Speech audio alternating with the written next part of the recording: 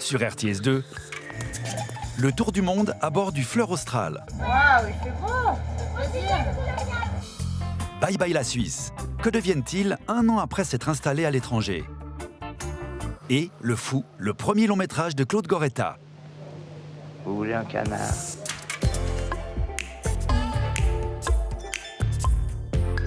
Passez un bon moment avec la RTS.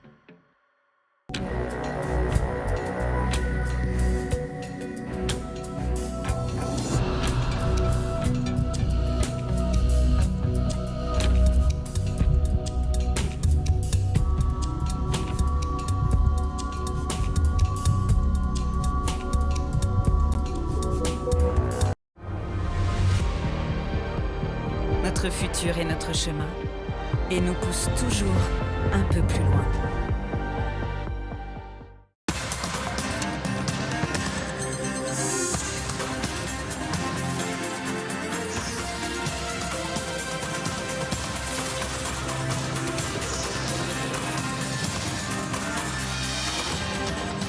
Bonsoir et bienvenue dans ce 19h30. Pas question de passeport Covid dans les stations de ski cet hiver. C'est la décision des remontées mécaniques. Le masque sera par contre de rigueur dans les télécabines comme l'an dernier.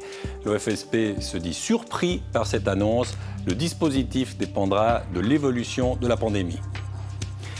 Une évolution qui dépend notamment de la vaccination. En l'occurrence, la troisième dose, la dose de rappel, est de plus en plus probable en Suisse. On va en parler avec une autorité dans ce domaine, le professeur du CHUV, Giuseppe Pantaleo. Bonsoir. Bonsoir. Merci d'être avec nous. Bonsoir, merci pour l'invitation. Le bon vieux SMS est le nouvel instrument favori des pirates informatiques. Nous verrons pourquoi des milliers de Suisses reçoivent des messages piégés ces derniers jours et comment s'en prémunir. Des témoignages difficiles dans ce journal, ceux de deux mères d'enfants atteints d'autisme. Un foyer genevois est accusé de maltraitance, bâtiment inadapté, personnel surmené. Notre reportage et la réaction de la ministre genevoise Anne-Emery Toracinta. Nous partirons pour les forêts jurassiennes. Voilà longtemps qu'elles n'avaient plus été aussi vertes au cœur de l'automne. Mais les pluies abondantes de cet été ne suffiront pas à sauver les hêtres affaiblis par des années de sécheresse. Ils viennent d'accomplir le dernier exploit en date de l'alpinisme. Le Suisse Schelly et l'Autrichien Gittel ont aligné 6 des plus redoutables faces nord des Alpes en 2 semaines à peine. Un défi spectaculaire à découvrir en fin de journal. Nous skierons sans passeport sanitaire cet hiver. C'est du moins la décision des remontées mécaniques suisses. Elle prévoit des règles similaires au transport public avec le port du masque obligatoire dans les télécabines. Une annonce faite aujourd'hui et qui semble avoir surpris l'OFSP. Jessica Renaud, Florence Wistiner, Jean-Baptiste Guillet. Si vous n'êtes pas vacciné, vous pourrez quand même skier. C'est ce qu'espère l'association des remontées mécaniques. Aujourd'hui, elle annonce sa volonté d'ouvrir les stations dans les mêmes conditions que les transports publics, avec l'obligation de porter le masque dans les cabines et les pièces fermées. Tant que la situation sanitaire reste comme actuellement, non, nous n'aurons pas besoin du pass sanitaire pour prendre les remontées mécaniques la saison d'hiver prochaine. Moins d'enthousiasme cet après-midi à Berne, l'OFSP est plus mesurée. À la fin, c'est le Conseil fédéral qui décide si un certificat sera utilisé dans les remontées mécaniques. J'ai également lu les titres dans les médias en ligne. Je trouve cela un peu présomptueux. Mais pour l'ensemble des domaines skiables, pas question d'imposer des mesures plus restrictives. C'est une question de survie après une chute de 24% en moyenne du chiffre d'affaires la saison passée. Pour nous, il ne fallait pas avoir le certificat Covid parce que plusieurs exemples montrent des diminutions de 30% de fréquentation, style la Foire du Valais, et nous ne pouvons pas économiquement vivre avec une baisse de 30%. Les touristes impatients de chausser les skis adhèrent. Très heureux, et puis surtout, espérons que ça dure comme ça. Tout le monde n'est pas vacciné, tout le monde n'est pas dans les mêmes conditions, donc il faudra garder la distance, ça sera très bien, quoi. D'emblée, reproduire ce qui s'est passé l'année passée me paraît correct. Du côté des stations vaudoises, on fait preuve de pragmatisme, conscient que rien n'est définitif. Si la situation sanitaire devait évoluer dans une direction négative, nous aurions peut-être l'obligation d'imposer le pass Covid. Aujourd'hui, je croise les doigts, je ne peux qu'inciter la population à se comporter de manière intelligente et correcte, c'est-à-dire aussi se faire vacciner, ça nous permettra de passer un excellent hiver à tous. C'est d'ailleurs le message officiel de l'association des remontées mécaniques qui adhère à la semaine nationale de vaccination en attendant les premiers flocons. De l'autre côté de la frontière, en France voisine, les stations ne veulent pas revivre le cauchemar de l'hiver dernier lorsqu'elles sont restées fermées et que leurs clients sont partis découvrir les joies du ski côté suisse. Aujourd'hui, elles attendent anxieusement une décision du gouvernement français. Pierre Abran, Charlotte Onfroy-Barrier.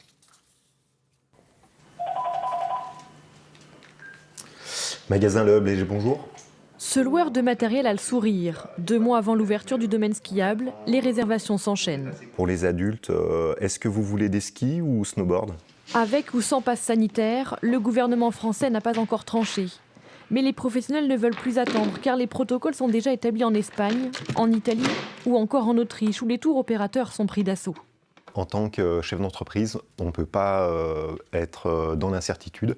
On se prépare de toute façon pour ouvrir. On va tout faire pour être prêt pour la première semaine des vacances de Noël. Après, s'il y a d'autres éléments qui viennent perturber un peu cette préparation, on s'adaptera. Dans ce contexte, les autorités locales et exploitants du domaine envisagent plusieurs scénarios pour éviter une nouvelle saison blanche. On sait qu'on doit être flexible suivant ce qu'on va nous annoncer, pour pouvoir remettre du personnel en plus aux endroits où il y aura besoin, pour pouvoir mettre la signalétique qui est nécessaire pour pouvoir informer les gens des nouvelles contraintes. L'an dernier, de nombreux vacanciers sont allés skier de l'autre côté du sommet, dans les stations suisses restées ouvertes. Cet élu espère convaincre au moins les Français de revenir au jet. Je crois qu'on a des atouts à faire valoir et encore une fois, on est avec nos amis suisses des partenaires, au moins autant que des concurrents, plus des partenaires. Et dans cette relation de partenariat, je crois que chacun a y gagné, à la fois les stations des Portes du Soleil côté français comme côté suisse. Pour retrouver sa fréquentation habituelle, la station mise sur de nouvelles activités proposera cet hiver un parcours nocturne où les sons et lumières feront revivre, elle l'espère, le charme de ce village français. Les premiers vaccinés de Suisse recevaient leurs injections en décembre 2020. Aujourd'hui, près d'1 an plus tard, l'idée d'une 3e dose, une dose de rappel, a fait son chemin en Suisse. Elle serait destinée en priorité aux plus âgés. Thierry Clémence. Elle était l'une des toutes premières personnes à se faire vacciner en Suisse. C'était en décembre dernier, un signe d'espoir pour tout le pays. Eh bien, il y a plus d'une semaine, Alice Schmidli est décédée de la Covid, oui, décédée malgré ses 2 vaccins. Morte des suites de troubles respiratoires, elle avait 90 ans. Son fils témoigne aujourd'hui. Ma mère est partie dans d'horribles conditions. C'est tellement triste. Je dois dire, pour moi, c'est terrible de l'avoir vue partir comme ça. Je ne souhaite à personne de vivre ça. Ce témoignage soulève bien sûr une question qui brûle toutes les lèvres. À quand une 3e dose et pour quel public, pour qui ? Dès que Swissmedic aura donné son autorisation pour les vaccins Moderna et Pfizer, l'OFSP pourra émettre ses recommandations pour une 3e dose et préciser quelle population pourra en bénéficier. Swissmedic, justement, son patron, lui, est beaucoup plus précis. C'est une question de semaines, je dirais dans 2 ou 3 semaines. Les cantons, eux, selon les experts de la Task Force, seraient prêts. Il faut savoir à quelles conditions cette 3e dose sera autorisée, mais les cantons sont prêts et ça peut aller très vite. Aujourd'hui, en Suisse, plus de 130 personnes complètement vaccinées seraient déjà décédées. C'est un décompte réalisé par plusieurs médias, dont la télévision suisse alémanique. Et 10% des personnes qui sont hospitalisées seraient vaccinées au moins une fois. Bonsoir Giuseppe Pantaleo. Bonsoir. On a besoin des éclairages d'un grand spécialiste comme vous. Est-ce qu'on est en train de se diriger vers la 3e dose ? Est-ce qu'on va y aller gentiment ? Alors, pas pour toute la population pour le moment. Il est important de vacciner les populations vulnérables, donc des patients oncologiques, des patients avec des immunodéficiences primaires ou induites par des thérapies immunosuppressives qui causent effectivement un malfonctionnement du système immunitaire. Et j'inclurai aussi dans les populations vulnérables les personnes âgées. Personnes âgées, donc ça c'est nouveau. On va y venir. Bon, c'est très bien connu que les personnes âgées ne répondent pas trop bien aux vaccins en général.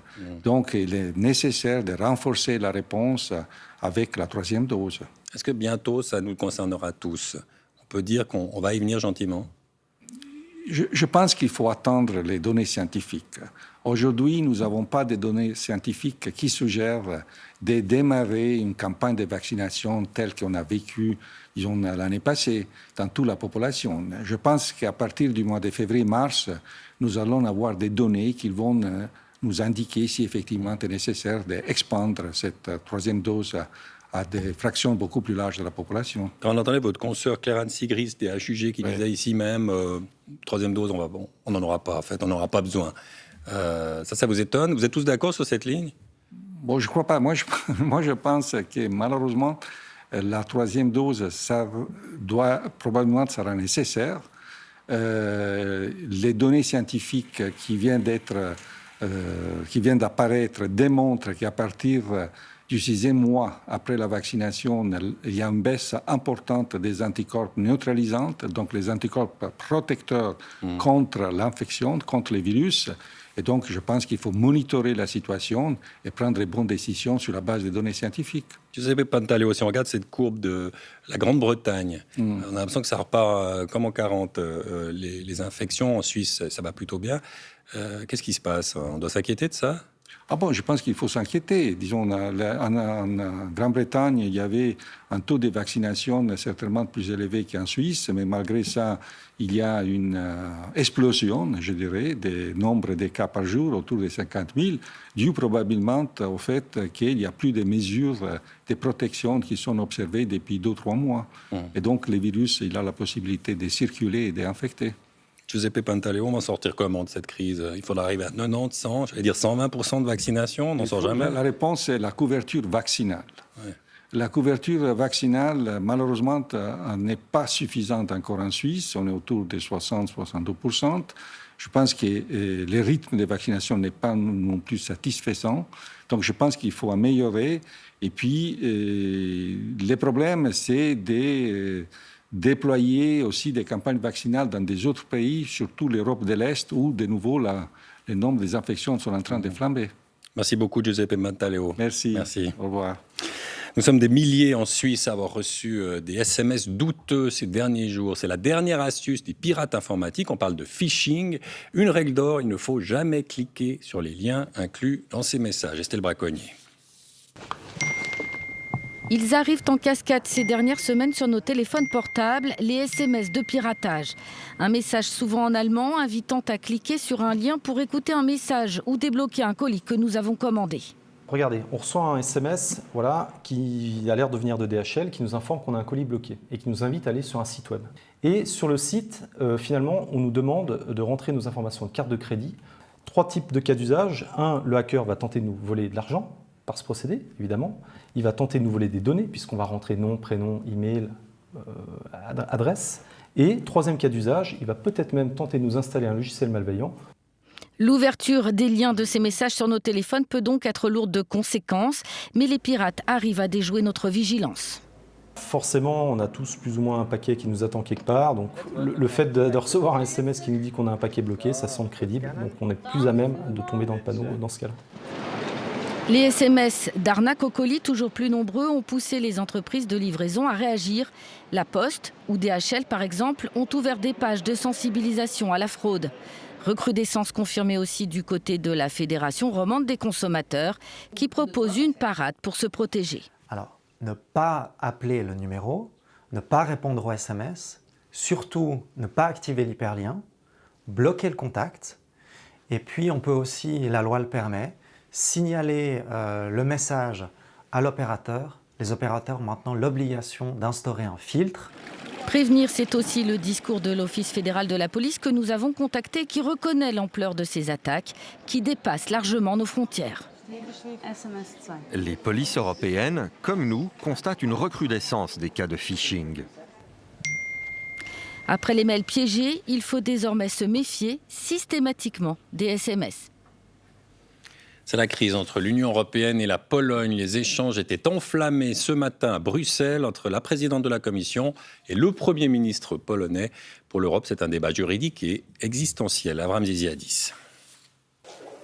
comme une ambiance de règlement de compte au Parlement européen de Strasbourg et un face-à-face tendu entre la présidente de la Commission et le Premier ministre polonais sur la sellette et cible, mais aussi auteur d'un langage peu diplomatique. Nous ne pouvons pas et nous ne voulons pas laisser nos valeurs communes être mises en danger. La Commission agira et les options sont connues. Le conflit concerne la décision du tribunal constitutionnel polonais qui conteste la primauté du droit européen, ce qui divise le pays, et la réponse musclée du berger à la bergère. Je rejette ce langage de menace et de pression. Je refuse que les politiciens fassent du chantage et menacent la Pologne. Il y a comme de l'électricité dans l'air. Ce que vous faites, c'est une menace existentielle pour votre pays et pour le peuple polonais, qui est le plus pro-européen de toute l'Union européenne.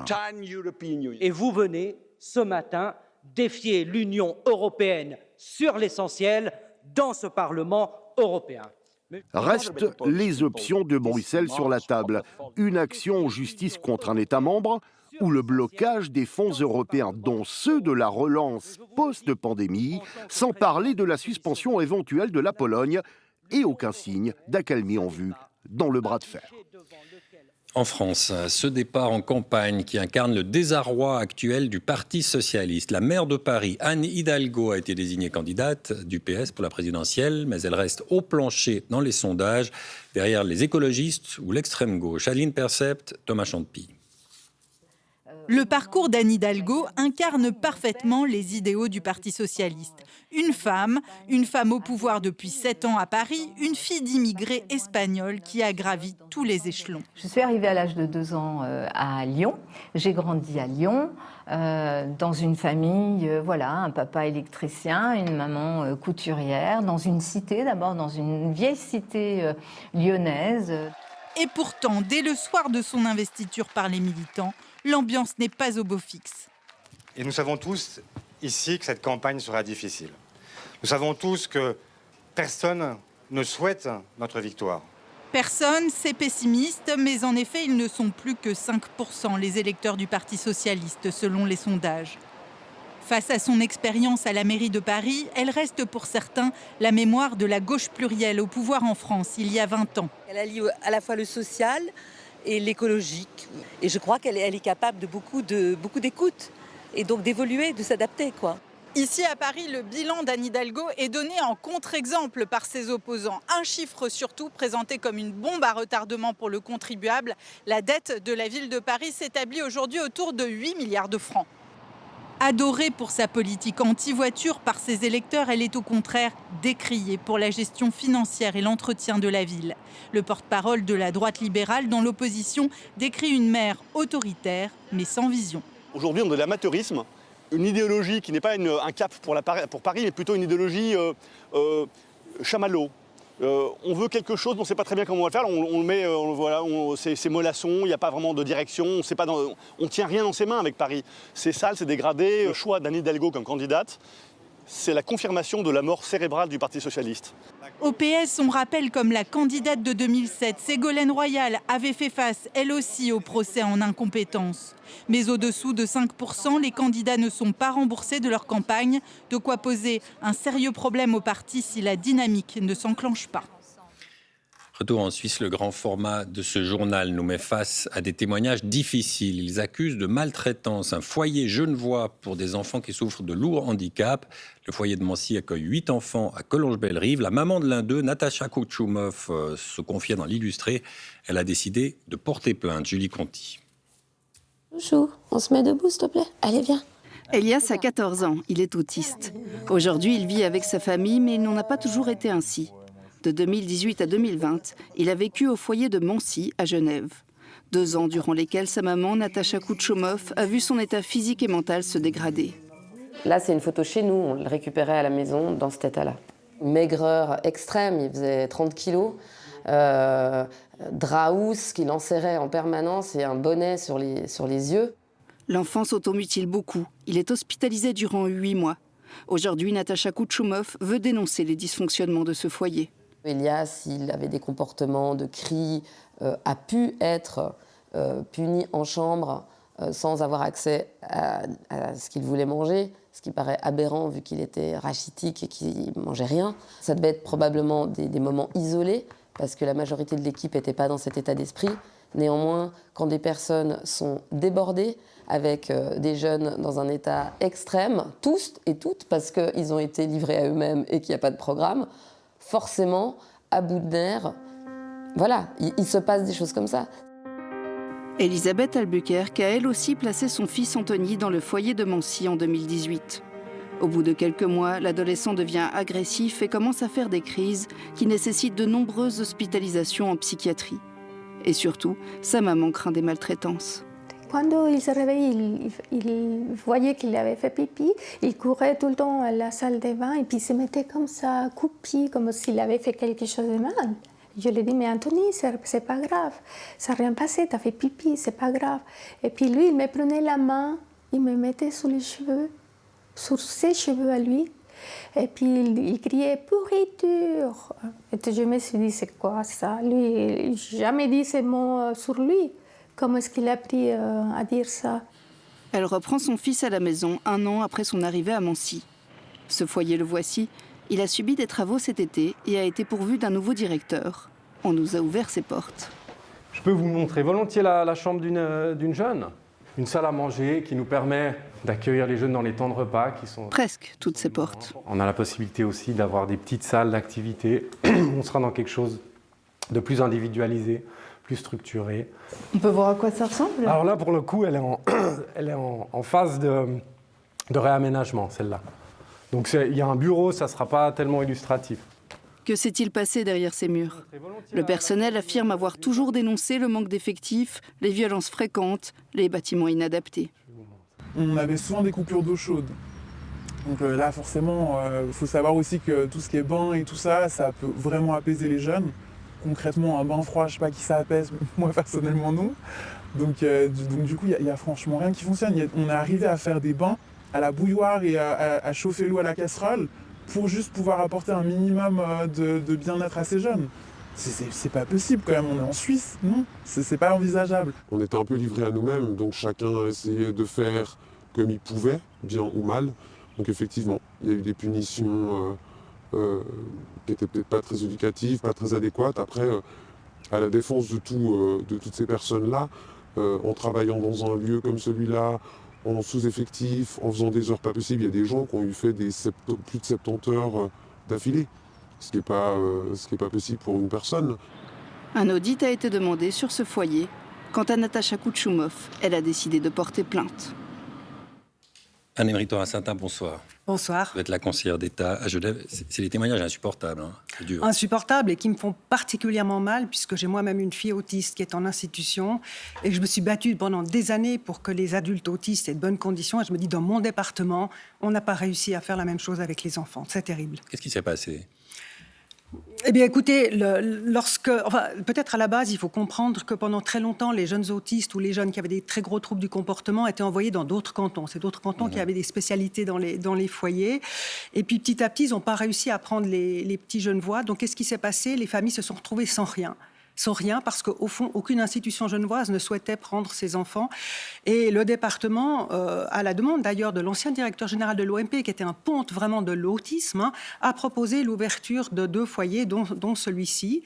Et ce qu'on a constaté, mais pas tout de suite, c'est qu'au fond, il n'y avait pas de programme véritablement adapté, structuré. Et on sait que les jeunes autistes ont besoin de quelque chose d'être très structuré. On a l'impression qu'il y a eu des appels à l'aide et que l'État n'a pas entendu. Vous n'avez pas entendu, finalement. Alors, Madame Kouchoumov, qui témoigne ici, s'était adressée à moi parce qu'on se connaît en été 2019. Et puis, il y a eu un suivi très, très serré de son fils avec tout le réseau. Mais je crois que l'erreur qui a été commise à ce moment-là, c'est de penser que c'était le problème de son fils. Effectivement, on ne trouvait pas de médication, c'était compliqué, c'était difficile. Et puis peut-être pas de réaliser que c'était le problème du foyer. Et très clairement, le premier directeur du foyer a caché un certain nombre de choses à la hiérarchie. Il y a des éléments que nous n'avons appris au secrétariat général du département qu'en mars de cette année sur effectivement des attitudes qui étaient absolument incorrectes de la part de certains membres du personnel. Une réaction trop tard, là, manifestement. Alors, À partir du moment où on a compris en 2020, enfin, la direction générale de l'OMP a compris que ça n'allait pas, qu'est-ce qui s'est passé? Il y a une analyse interne d'abord qui a été faite, il y a eu un changement de direction, donc tout laissait penser, avec l'idée qu'on devait avoir un projet institutionnel, qu'on devait avoir des projets pour chacun de ses enfants, tout laissait penser que ça allait aller. Et puis qu'est-ce qui s'est passé? La directrice, ça n'a pas fonctionné.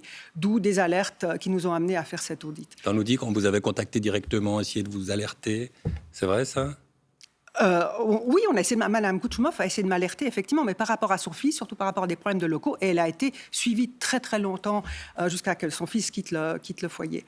Maintenant, ce que j'aimerais dire, c'est pour l'avenir, c'est évident que ça pose un certain nombre de questions. Pour moi, il faut travailler avec les parents, parce que ce sont quand même les meilleurs experts de leurs enfants, et on doit travailler avec l'association d'Autisme Genève pour voir qu'est-ce qu'il faut prévoir dans notre canton pour ces jeunes-là. Il y a des excuses de l'État dans un cas comme ça, parce qu'un canton riche comme Genève qui offre ces conditions. Moi, je crois qu'on a clairement failli. On a voulu bien faire. On a failli dans un projet, mais il y a des gens qui ont été très bien, qui se sont investis. Mais c'est clair qu'il y a eu des manquements et probablement pas suffisamment rapidement la prise de conscience que ce n'était pas le problème d'un enfant qui avait des difficultés particulières à ce moment-là, mais que c'était un problème plus général. Merci beaucoup, Anne-Emery Torrasinta. Merci. Merci à vous.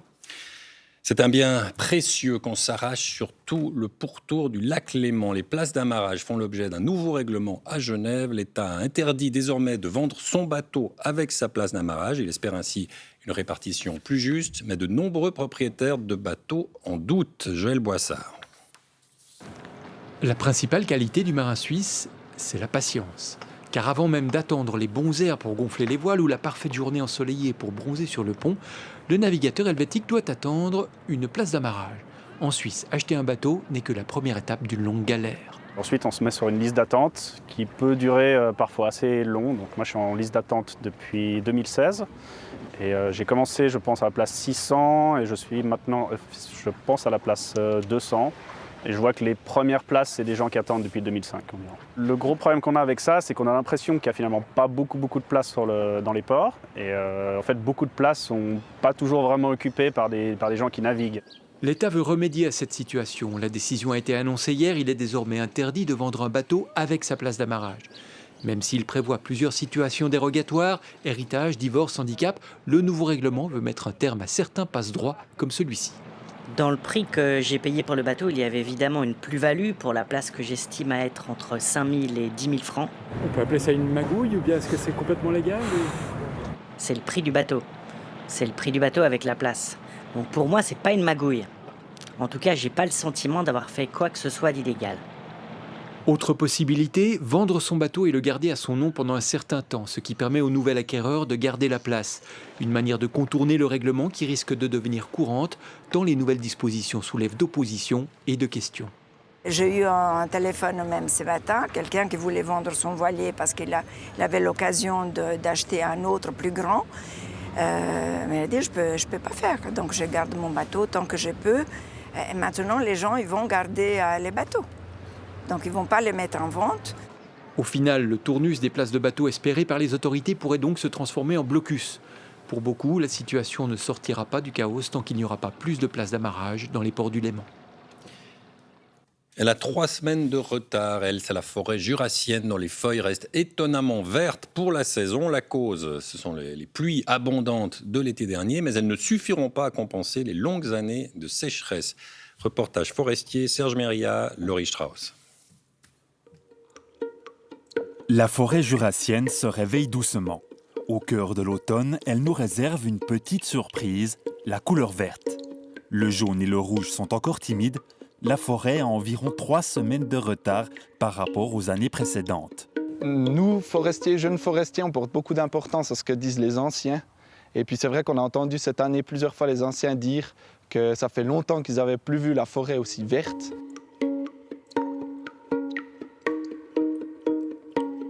On a eu un été avec des températures clémentes, des précipitations abondantes, et puis les arbres ont pu créer des réserves suffisantes pour donner le paysage qu'on voit aujourd'hui. Mais parfois, ça ne suffit pas. Ici en Ajoie, les sécheresses se suivent et se ressemblent depuis 2018. Dans cette forêt, 90% des hêtres vont mourir. Les pluies sont arrivées en juillet ou en août, bien trop tard. La forêt en général a besoin d'eau plus rapidement, déjà au mois de février, mars. dans les sols. C'est ensuite à cette période-là que l'arbre pompe beaucoup d'eau pour sortir les feuilles. Mais pour mieux comprendre, il faut aussi se plonger dans le système sanguin du malade. À l'intérieur de l'arbre, il y a une partie qui est amenée à pomper l'eau jusque dans la couronne. Et puis à cet endroit-là, apparemment, on a trouvé des dégâts dans l'arbre. Donc l'eau serait empêchée, en quelque sorte, de monter jusque dans les couronnes. L'espoir repose maintenant sur les petits nouveaux. Jusqu'ici, ils n'ont connu que les sécheresses et pourraient donc mieux s'adapter au climat futur. Courage! On va prendre beaucoup de hauteur maintenant, enchaîner 6 des plus difficiles faces nord des Alpes. C'est le défi que s'était imposé l'alpiniste suisse Roger Schelli et son collègue autrichien Simon Gittel. Un exploit accompli en 2 semaines seulement et dans des conditions parfois hivernales. Jean-Paul Cateau. La face nord du Petit Dru au-dessus de Chamonix.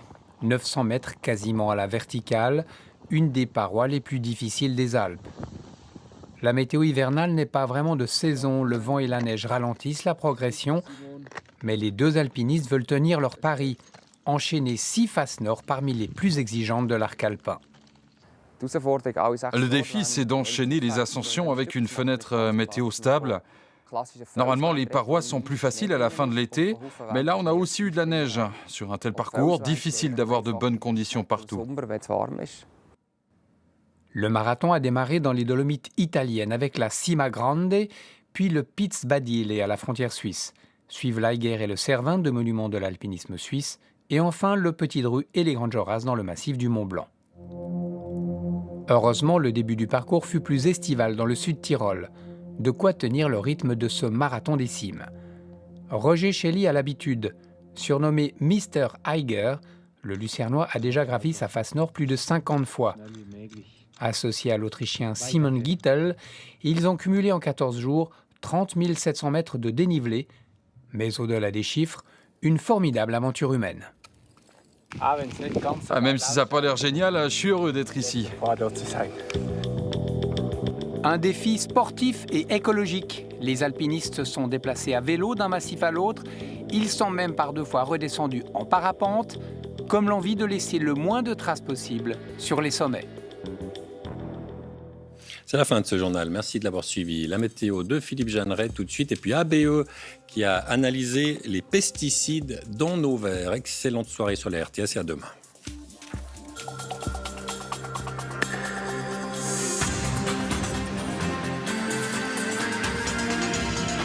Suivez l'information en continu sur RTS Info.